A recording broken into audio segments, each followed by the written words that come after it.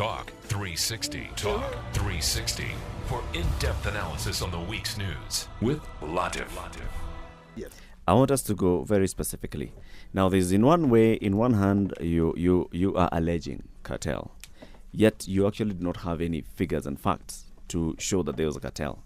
And you do not have any figures and facts to show that, for example, on such and such a month, the freight and premium that was quoted was $0.25 a barrel, yet it should have been 0.00025. This was the best price that we could have gotten. If you actually came and told us that the best price in the market for a packet of cigarettes is 25, yet these guys are selling it to us at 27, then we'd understand. Then you'd be making sense. But beyond that, I think, Stephen, we are just speculating and driving up the issue. I will tell you, first of all, English is a foreign language in this country. One, a cartel is not necessarily a negative perception in the first place. Look at the oil-producing countries. Look at the oil-producing and exporting countries. Now, in this case, it could be the other way around. So, but I think what is important would explain then how much information comes out. What information would you like? Yeah, what information comes out? What exactly we are talking about? For example, what are the fuel needs? What are the storage capacity? When we clock up the system, when we turn the pipeline into a storage facility rather than a conveyance facility, for example, look at what happens for Mombasa kerosene consumers, because all the fuel, the kerosene, for example, once ready, is actually pumped to Nairobi. So they suffer most when they have that kind of a shortage. Look at facts. By the facts, look at KPRL is actually been given a monopoly. Yeah, and we are actually in court. So these are facts. We're in court trying to challenge the monopoly because we have moved from that. So basically, our view is whether you look at possible as a positive or a negative cartel, one of the things they're doing is not to provide information. You have just had the regulator that has no control. Then the regulator, the point I was coming to, if there are all those risks, Mama Mboga, when they do any business, sometimes, the skumas can go bad. So you might sell or not sell. There are losses and profits. The truck may not come. Yes. So question then is, why is the margin set? Why is the margin fixed? What's the logic? Which business regulated and then you actually fix a price? I also don't think is in favor for the business community. Stephen, you've jumped. Hold on. You've jumped the gun. I am moderating this. Let's come to the point of formula later. I'm at the point of where we are sourcing this oil. Now we've sourced the oil, we've understood the open tender system. Let's talk about the challenges that we have in infrastructure. We have one berth, we have one pipeline, we have a very old refinery. All these challenges, how do they affect our supply and our pricing? Thank you, Eric. Like you have said, yes, we have challenges on infrastructure capacity. For example, the KPC is only able to handle like 80% of our diesel requirements up country. So 20% or 15% comes by road. Kerosene, we are able to handle 100%. Regular 100%. And what is coming by road, we really want to discourage that. We want everything to go. Is this 100% of the supply or 100% of the demand? 100% of the supply up country. Okay. So other products which don't go through the pipeline have to go through the road, and we want to move as many vehicles on the road as possible. So we want to push everything through the pipeline if possible. Reason being, Kenya pipeline is cheaper compared to road. Kenya pipeline, for example, Nairobi cost about, from Mombasa to Nairobi cost us about 2 shillings and 25 cents. Well, if you are to bring the same product by road, it will cost you about 3 shillings and 96 cents, assuming you are using the ELRC rates that we have used in the formula. Mm-hmm. So you are talking of almost 2 shillings difference when you use road and when you use KPC. As for the refinery sometimes because of the old equipments that they do have, they don't give us the best the required quality of petroleum products in Kenya. So for example, the sulfur content of diesel and also the value. Sometimes the value is much higher as compared to refined petroleum products, but on other cases it's much cheaper. For example, last month the refined products were far much cheaper as compared to refined products. This one because they were processing crude that was bought in July when the crude price was cheaper. Mhm. So actually, the pump prices that we are in the market today, they are that way because of the refinery. Otherwise, they would have been much, much higher. The other challenge that we have is the jetty. The jetty is only one. So as a result of that, we end up having a backlog of vessels, and we end up carrying what we call demurrage. Though the demurrage figure might not be that high, it's a 10 cents or a 20 cents. It's still a figure when it comes to consumer. What exactly And is demurrage? demurrage is the cost of waiting. When you bring in a vessel, you are given 3 days to finish whatever you want to do with that vessel at the jetty. Uh-huh. If you go beyond 3 days, you pay for the extra days. To the Simply owner simply of the put, vessel. if you can use our example of the taxi, if a taxi It's takes waiting you charge. takes you to Haringam, and you agree that he'll wait for you for 30 minutes, but you end up staying longer than 30 minutes, then he charges you for the extra minutes that you have taken. Okay. That is the demurrage. That is what, because of the one single jetty we have, Mm. that is one challenge we have. Nevertheless, some of these problems are being addressed. The Kenya Pipeline, they are already in the process of procuring for a new line 1, what we call line 1, from Mombasa to Nairobi.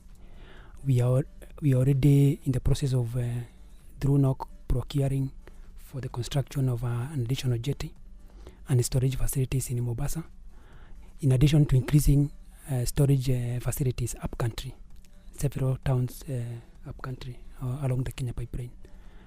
Among many other initiatives that the ministry and the industry in general is championing. Engineer Gitonga, do all of you guys go to get the same script?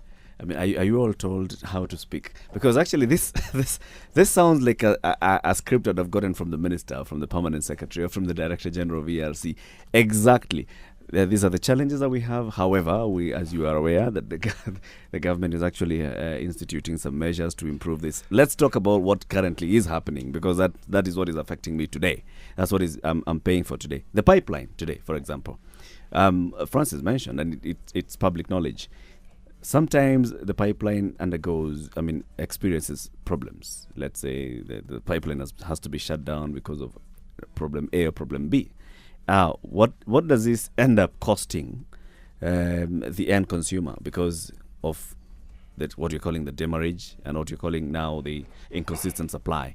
Number 2, for how long are we going to have this problem? And is it true that there are some people who end up clogging a pipeline? They have filled up their product there and they're not taking it out because they had not thought of where they want to sell it.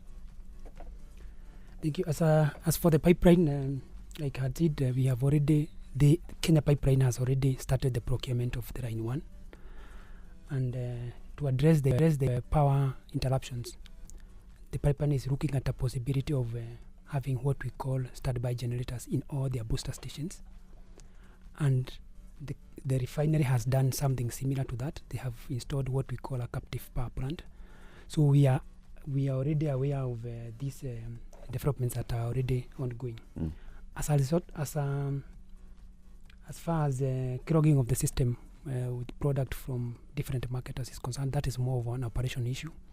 And Kenya Pipeline is supposed to operate within documented guidelines. They have commercial relationships with the marketers, and Kenya Revenue Authority has given marketers a certain number of days that they should keep their products there. So if it is going beyond that, that is more of operation issue and things to do with the disciplines. If KPC is not able to monitor that or is not able to manage that, then I think the other arms of government, the ministry or the regulator or KRI, should be able to come in and help them address that situation. Francis, you're a player in this, and also as the vice chairman of PIEA. Do you think it's a good thing for Kenya to have just one pipeline, which waits for 30 years before it upgrades itself, and now it's tendering for a new pipe? First, let me comment. I ought to respond again. As the vice chairman of PIEA, KPRL is a member of PIEA, and I hear Steve's comment about monopoly. I think the refinery has laid out a program for an upgrade. Now, every piece of infrastructure, be it a refinery or the pipeline or everything, takes some time. It has a lead time. I think it's only fair that we allow them the period. And remember, this is a national asset. It belongs to the people of Kenya at the end of it all. So I think we need to give them the time to see that they are executing and consistently check that they're meeting the milestones that they have. How much time have they asked for? I think they're given a program that is going up to, I think, 2016 or 2017. And it's well within the periods, really, that it takes to develop a refinery.